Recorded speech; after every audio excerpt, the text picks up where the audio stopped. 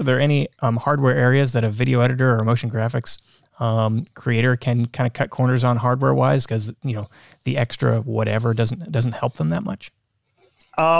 I think a lot of it comes down, again, it always comes down to what applications you're using. But some generalities, like if you're a big Adobe, you're using a lot of the Creative Cloud suite, you can definitely cut a little bit of corners on like your video card. You don't need a $2,000-$3,000 video card. Oftentimes, once you get up to around a $500 card, going above that gets you really small gains. And for some people, those gains are worth it.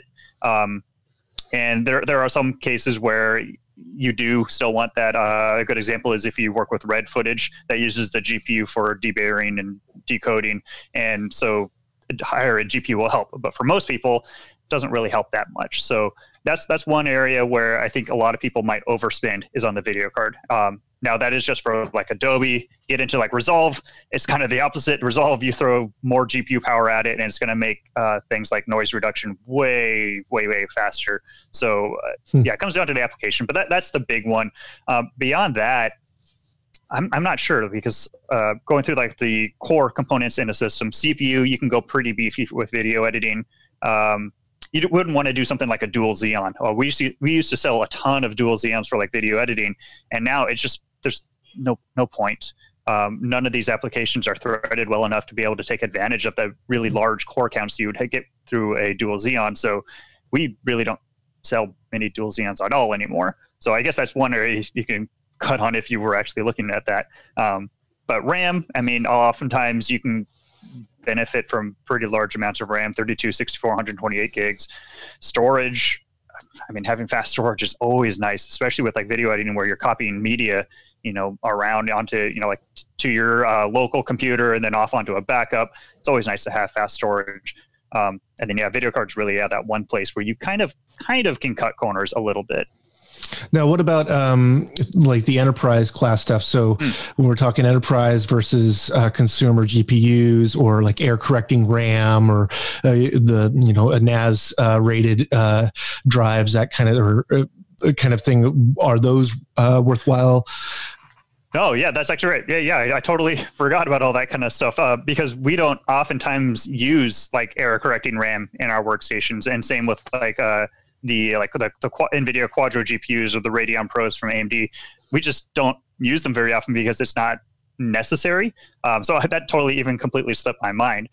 Those kind of things usually aren't that critical in like a workstation that you're just going to have like sitting at your desk that you're going to be working on. If it's something like a render server, you know, something that's going to be crunching 24/7 on things, yeah, those things might be worthwhile. But usually, especially things like workstation class video cards, man, they are so expensive to the point where if you're getting up into the really high-end models, I mean, you're spending as much on that video card as the whole rest of the system. So even if like reliability of the system is a concern for you, like we've had customers, they just buy two systems and like, okay, well, if that one dies, I just have a whole second system. And in the meantime, I can use it to offload renders. So yeah, that definitely is an area that you can, you know, cut corners is, yeah, avoiding the workstation class or enterprise class hardware that doesn't really do anything for you in like a desktop situation. But I really want to play Minecraft with ray tracing. I mean, come on. Yeah, but you can do that with GeForce. You can do that with Quadro. You can do that with any of those. So I guess the value proposition for those big cards, I guess, is like if it's absolutely mission critical that something, if the card not fail at any particular moment, I guess, right? It's like something that's live, I guess. Yeah, there are some features in them that make sense in some workloads. Nothing that applies really to video editing. They have what's called better double precision performance. So that's like really precise calculations.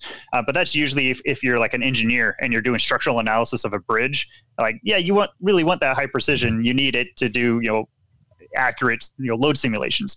Do you need that to like generate a bunch of pixels in a video? No, it doesn't do anything for you.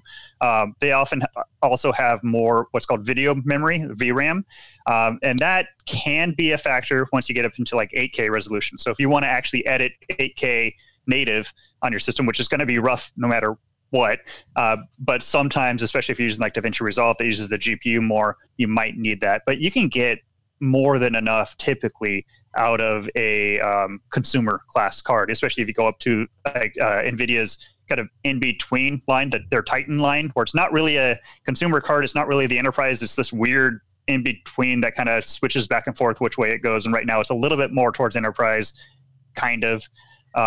So you can always use those as kind of like a middle ground. So you're not having to spend a huge amount of money, but you're getting most of the benefits.